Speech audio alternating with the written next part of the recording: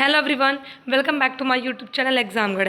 Friends, आप सभी लोगों का बहुत बहुत स्वागत है एग्जामगढ़ पे। तो इस वक्त की जो बड़ी अपडेट निकल कर सामने आ रही है, जैसा कि आप सभी जानते हैं कि कल यूजीसी की गाइडलाइन आने के बाद ही आपके मुख्यमंत्री जी आपके एग्ज़ाम को लेकर कोई भी फैसला लेंगे।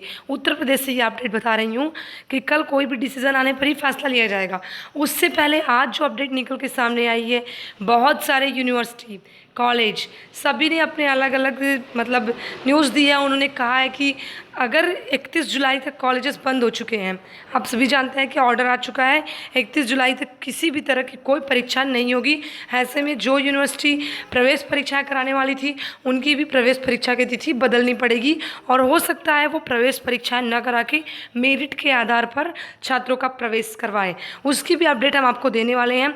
उससे पहले जो यूनिवर्सिटी ने कहा है कि अगर 31 दिसंबर तक 31 जुलाई तक कॉलेजेस बंद हो जाते हैं, तो ऐसे में उनके सामने एक बड़ी दुविधा उत्पन्न हो जाएगी कि वो प्रवेश परीक्षाएं नहीं करा पाएंगे और मेरिट के आधार पर उन्हें स्टूडेंट्स को एडमिशन देना होगा। और वहीं एक बहुत बड़ी अपडेट ये भी है कि उनके जो ये सब होने के बाद रिज़ल्ट उन्हें सिर्फ 15 दिन मैक्सिमम लगेंगे जारी करने में। उसकी पूरी अपडेट दिखा रहे हैं रुहेलखंड विश्वविद्यालय, पूर्वांचल विश्वविद्यालय, बहुत सारे विश्वविद्यालयों से ये अपडेट आज निकल के सामने आई है। और रही बात स्टूडेंट्स के नंबर की, तो मैं आपको बता दूं कि यही बातें सभी लोग बोल रहे हैं नंबर को लेके, लेकिन मैंने आपको अपने पिछले वीडियोस में भी कहा था कि नंबर की आप लोग टेंशन मत लीजिए, क्योंकि जो शेड्यूल तैयार हुआ है उसी के आधार पे आपको नंबर मिलेगा। हम लोग इसका अंदाज़ा नहीं लगा सकते हैं, क्योंकि आप सभी जानते हैं कि बहुत बड़ी संख्या में उत्तर प्रदेश में स्टूडेंट्स पढ़ाई कर रहे हैं और अलग अलग यूनिवर्सिटी हैं, उनका अलग अलग अपना पैटर्न है, किस तरह से एग्ज़ाम होते हैं, किस तरह से उनका असेसमेंट हुआ है, प्रैक्टिकल हुआ है, उनके टेस्ट वगैरह हुए हैं। तो उन सब की जानकारी के यूनिवर्सिटी को होगी, इसलिए ये हो सकता है यूनिवर्सिटी के ऊपर ये सब रख दिया जाए कि आप अपने यहाँ का मूल्यांकन करके उसके आधार पर स्टूडेंट्स को नंबर दीजिए। हम ये नहीं कह सकते कि इस स्टूडेंट्स को इतने मिलेंगे, इस स्टूडेंट्स को इतने, क्योंकि आप सभी जानते हैं कि उत्तर प्रदेश में मैक्सिमम ज़्यादा से ज़्यादा यूनिवर्सिटी हैं और एक एक यूनिवर्सिटी से मैक्सिमम 700 से 800 कॉलेज अटैच्ड हैं। ऐसे में कोई एक यूट्यूबर, मैं बात कर लूँ सिर्फ अपनी ही, तो मैं अंदाज़ा नहीं लगा सकती कि आपको कितने नंबर किस आधार पे दिए जाएंगे। कल जो भी डिसीज़न आएगा उसी के आधार पे मैं भी आपको पूरी जानकारी दूंगी। इसलिए बहकावे वाला कोई काम न करें जिससे स्टूडेंट्स परेशान हो और हम भी परेशान हो और सवालों के घेरे में सब घिरे रहें।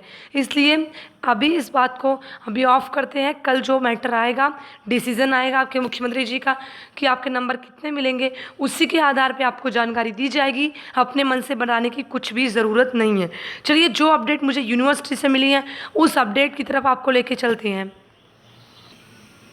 देखिए, रुहेलखंड विश्वविद्यालय बरेली से ये अपडेट निकल कर सामने आ रही है कि विश्वविद्यालय परीक्षाएं रद्द होने से सत्र शुरू होने में नहीं होगी देर। जी हाँ, इनका कहना है कि अगर विश्वविद्यालय परीक्षाएं रद्द हो जाती हैं तो जो नया सत्र शुरू होने वाला है उसमें देरी किसी भी तरह की नहीं होगी। लेकिन जो भी इनकी प्रवेश परीक्षाएँ थी, हो सकता है इन्हें टालना पड़े। जैसा मैंने पहले भी आपको कहा था कि आपका प्रमोशन होगा, क्योंकि उत्तर प्रदेश में बड़ी संख्या में एक एक यूनिवर्सिटी में स्टूडेंट्स पढ़ते हैं। ऐसे में एग्ज़ाम नहीं होगा और वही हुआ है। और मैं आपको बता दूं कि प्रवेश परीक्षाएं नहीं होंगी, मेरिट के आधार पर ही स्टूडेंट्स को प्रवेश दिया जाएगा। तो यहाँ से जो अपडेट निकल के सामने आ रही है उसको पूरा देख लेते हैं एक बार। प्रदेश के सभी विश्वविद्यालयों की परीक्षाएं रद्द होने के निर्णय के बाद अब रुहेलखंड विश्वविद्यालय का शैक्षिक सत्र बेपटरी होने से बच जाएगा। ऐसा सभी के साथ होने वाला है, इन्हीं का नहीं है। विश्वविद्यालय के पास शासन की ओर से तय फार्मूले के आधार पर रिजल्ट जारी कर सिर्फ दाखिले का ही काम है। ऐसे में विश्वविद्यालय प्रशासन अगस्त तक प्रवेश प्रक्रिया पूरी कर लेगा। वैसे परीक्षा, मूल्यांकन और रिजल्ट की स्थिति में दाखिला प्रक्रिया अक्टूबर तक जाती। हालांकि विश्वविद्यालय प्रशासन का कहना है कि फार्मूले के आधार पर रिजल्ट जारी करना एक चुनौती भी होगी। इससे सत्र सितंबर से शुरू हो सकेगा। रुहेलखंड विश्वविद्यालय की मुख्य परीक्षाएं 7 जुलाई से प्रस्तावित थी। जी हाँ, इनकी परीक्षाएं 7 जुलाई से प्रस्तावित थी और 15 दिन का समय लग सकता है इनको रिजल्ट जारी करने में, अब जब ये डिसीजन आ चुका है प्रमोशन का। इसी बीच कोरोना संक्रमण के चलते शासन ने परीक्षाओं के आयोजन पर 4 कुलपतियों की कमेटी बनाई थी। इसकी जानकारी मैं पहले से ही देती चली आ रही हूँ आपको। कमेटी ने सोमवार को अपनी रिपोर्ट शासन को भेजकर परीक्षा रद्द करने और छात्रों को प्रोन्नत करने की संस्तुति की थी। विश्वविद्यालय अधिकारी अब शासन की ओर से रिपोर्ट मिलने का इंतजार कर रहे हैं। दूसरी ओर विश्वविद्यालय प्रशासन नए सत्र में दाखिले के लिए ऑनलाइन पंजीकरण की प्रक्रिया की ओर बढ़ाएगा ताकि दाखिले के लिए ज़्यादा पंजीकरण करा सकें।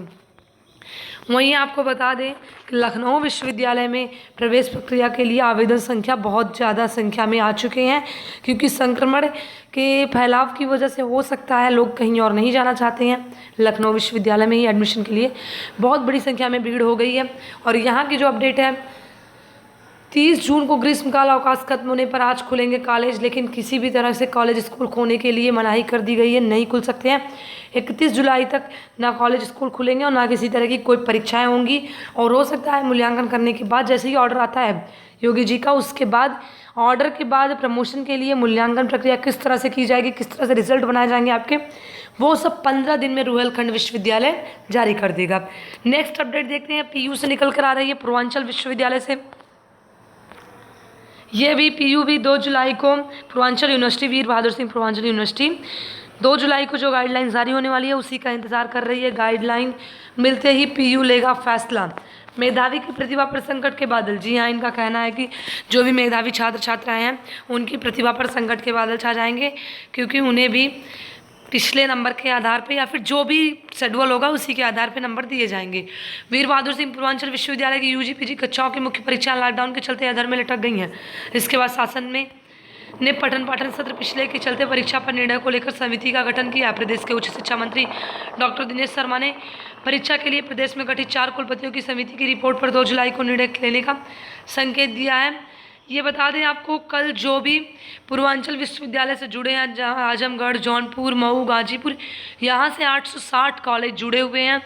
ऐसे में इनके सामने एक बड़ी प्रॉब्लम्स आ चुकी है कि इनको प्रमोशन भी करना है और मेधावियों को प्रतिभा जो है उनकी संकट में आ जाती है, इनका कहना है शासन। और एक अपडेट यहाँ से ये भी निकल कर आ रही है, शासन ने BEd पाठ्यक्रम शुल्क बढ़ाने पर लगाई रोक। जौनपुर से ये अपडेट है, वीर बहादुर सिंह पूर्वांचल यूनिवर्सिटी से। तो आपको बता दें कि वीर बहादुर सिंह पूर्वांचल यूनिवर्सिटी भी इंतज़ार कर रहा है 2 जुलाई की गाइडलाइन का। उसने भी किसी भी तरह के नंबर मूल्यांकन की बात नहीं कही है, तो हम कैसे कह सकते हैं, हम भी कुछ नहीं कह सकते इस पर। आप लोग भी इंतज़ार करिए। 2 जुलाई को वीर बहादुर सिंह पूर्वांचल यूनिवर्सिटी भी अपना फैसला लेगी गाइडलाइंस मिलने के बाद, क्योंकि ये भी इसी इंतज़ार में है। तो ये मैंने आपको 2 यूनिवर्सिटी की बड़ी अपडेट दी है। उसके बाद मिलते हैं किसी नेक्स्ट अपडेट के साथ, लेटेस्ट अपडेट के साथ। तब तक के लिए कीप सपोर्टिंग। जय हिंद, वंदे मातरम।